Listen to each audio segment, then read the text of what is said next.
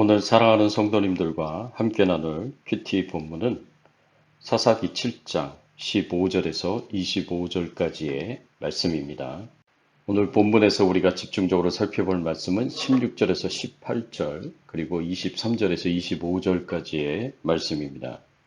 300명을 세 대로 나누어 각 손에 나팔과 빈 항아리를 들리고 항아리 안에는 횃불을 감추게 하고 그들에게 이르되 너희는 나만 보고 내가 하는 대로 하되 내가 그 진영 근처에 이르러서 내가 하는 대로 너희도 그리하여 나와 나를 따르는 자가 다 나팔을 불거든 너희도 모든 진영 주위에서 나팔을 불며 이르기를 여호와를 위하라 기드온을 위하여 하라 하니라. 이스라엘 사람들은 납달리와 아셀과 온 므낫세에서부터 부름을 받고 미디안을 추격하였더라.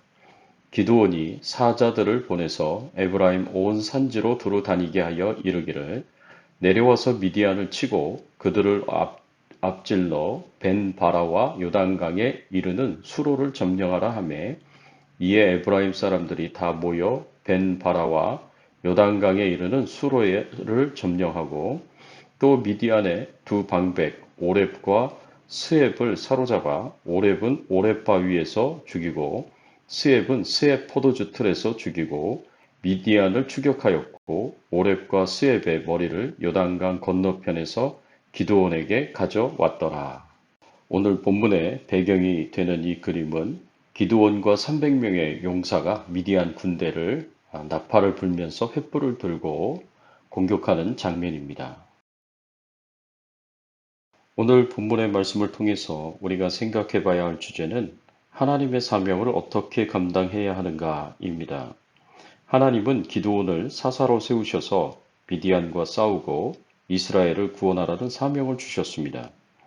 이 사명을 감당하기 위해서 기드온은 300명의 용사를 데리고 미디안과 싸우러 갑니다.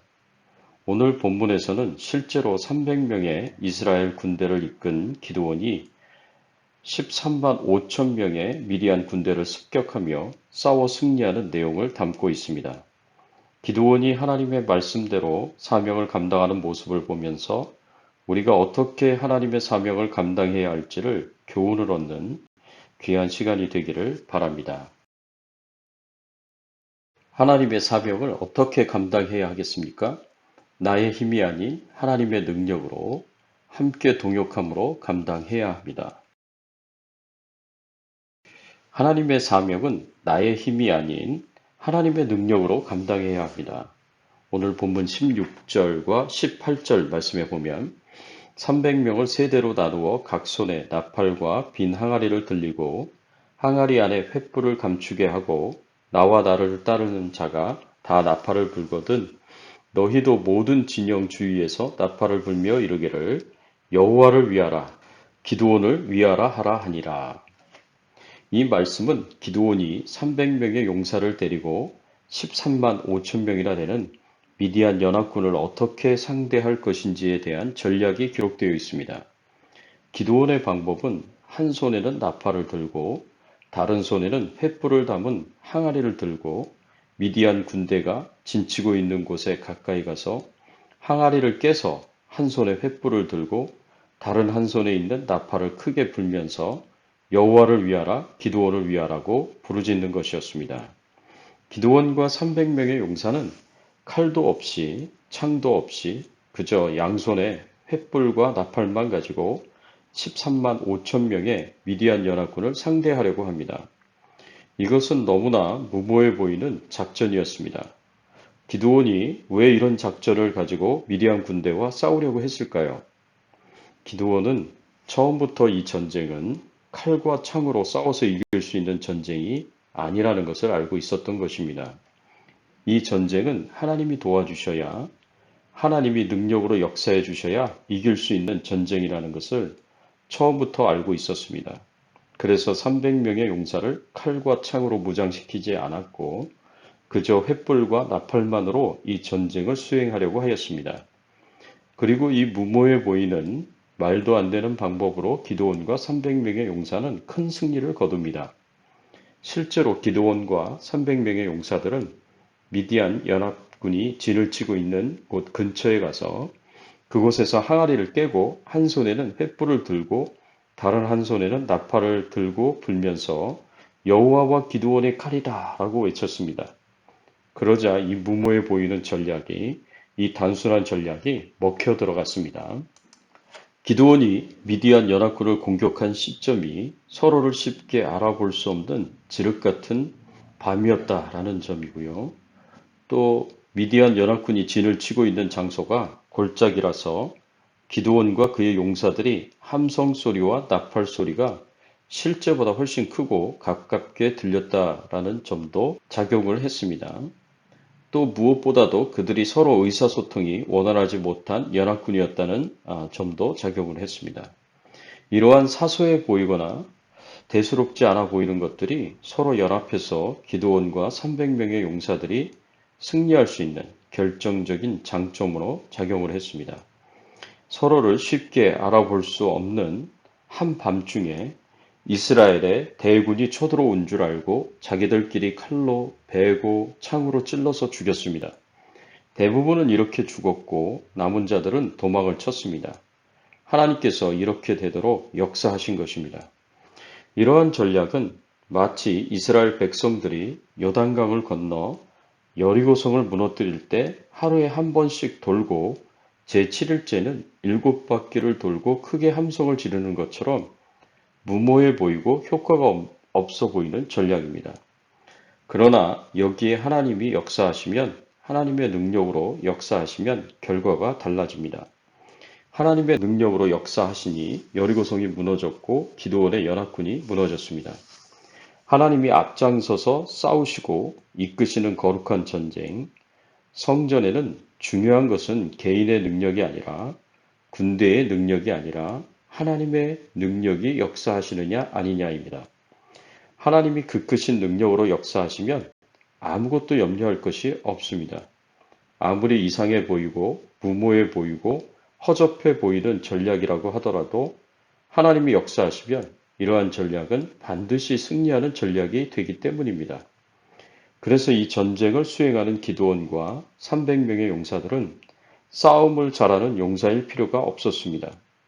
오로지 하나님께서 이렇게 말씀하시더라도 믿음으로 순종할 수 있는 사람이면 되었습니다. 하나님의 일은 믿음이 없는 다수에 의해서 이루어지는 것이 아니라 믿음을 가지고 순종하는 소수에 의해서 이루어집니다. 사랑하는 성도 여러분, 우리가 가진 하나님의 사명을 어떻게 이룰 수 있겠습니까? 내 능력을 의지하는 것이 아니라 하나님의 능력을 의지하여서 하나님의 사명을 감당할 수 있는 저와 여러분들이 되시기를 간절히 바랍니다. 또 하나님의 사명은 함께 동역함으로 감당해야 합니다. 대다수의 미디안 연합군들은 서로 자기끼리 싸우다가 죽었지만 나머지는 뿔뿔이 흩어져서 도망하였습니다. 이제 기드온과 300명의 용사들은 이 도망치는 남은 미디안 군대들을 쫓아가고 있었습니다. 24절의 말씀을 보십시오. 이스라엘 사람들은 납달리와 아셀과 온 므낫세에서부터 부름을 받고 미디안을 추격하였더라 하였습니다. 기드온이 납달리와 아셀과 온 므낫세 지파 사람들에게 도와달라고 요청을 해서 미디안을 추격하기 시작했습니다. 그리고 25절, 26절에서는 에브라임 지파 사람들에게 도망가는 미디안의 패잔병들의 퇴로를 막아달라고 요청합니다.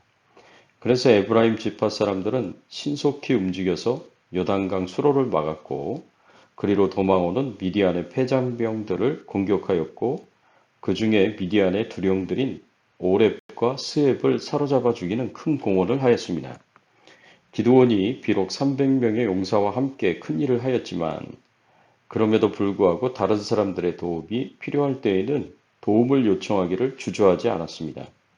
그래서 다른 사람들의 도움을 받아서 함께 미디안의 군대를 물리치는 사명을 감당했습니다. 이렇게 하나님의 뜻을 이루고 하나님의 일을 하는데 기드온은 혼자서 감당하지 않았습니다.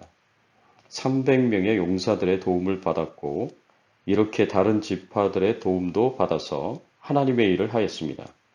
한마디로 기드온은 동역자들의 도움을 받아 미디안 군대와 싸우고 승리하여서 이스라엘을 구원하는 하나님의 일을 감당했습니다. 이렇게 하나님께서는 하나님의 일을 맡기시고 사명을 주실 때 혼자서 그 일을 감당하도록 하지 않으십니다. 항상 동역자들을 붙여주셔서 하나님의 일을 감당하도록 하십니다. 모세가 200만 명이나 되는 이스라엘 백성들을 애굽에서 구원할 때 하나님께서 모세 혼자서 이 일을 감당하도록 하지 않으셨습니다. 형 아론과 여호수아를 동역자로 붙여주셨고 각 지파의 족장, 장로, 두령들을 붙여주셔서 이 큰 사명을 감당하도록 하셨습니다.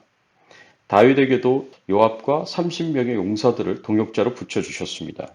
신약 성경에서는 사도 바울이 복음을 전하는 사명을 감당할 때 바나바, 실로, 디모데, 누가, 에바브로디도와 같은 동역자들을 붙여주셔서 함께 사명을 감당하도록 하셨습니다. 이렇게 하나님의 일은, 하나님의 사명은 혼자 감당하는 것이 아니라 함께 동역하며 하나님의 뜻을 이루고 하나님의 일을 감당하는 것입니다. 이렇게 동역자들과 함께 하나님의 사명을 감당하는 것이 기드온이 하나님의 사명을 감당하는 방법이었습니다. 사랑하는 성도 여러분, 기드온이 하나님의 사명을 감당하였던 것처럼 우리도 하나님의 능력을 철저하게 의지하며 한 마음으로 하나님의 일에 동역하여서 함께 하나님의 사명을 감당할 수 있기를 예수님의 이름으로 축원합니다. 함께 기도하겠습니다. 하나님, 감사합니다. 오늘 말씀을 통해서 하나님의 사명을 감당할 때 나의 힘이 아닌 하나님의 능력으로 감당해야 하고 함께 동역함으로 감당해야 함을 알게 하시고 깨닫게 하여 주시니 감사를 드립니다. 오늘 이 말씀을 우리 마음속에 잘 새기게 하시고 하나님의 사명을 잘 감당할 수 있도록 하나님께서 은혜 주시고 축복해 주시옵소서. 코로나19 바이러스로부터 저희들을 안전하게 하시고 가족들을 안전하게 하여 주시옵소서. 우리의 건강을 지켜 보호하여 주시고 강건할 수 있도록 은혜 베풀어 주시옵소서. 오늘 하루도 성령 충만하며 하나님과 동행하며 주님의 사명을 감당하는 하루가 되게 하여 주시옵소서. 감사드리옵고 예수 그리스도의 이름으로 간절히 기도드리옵나이다. 아멘.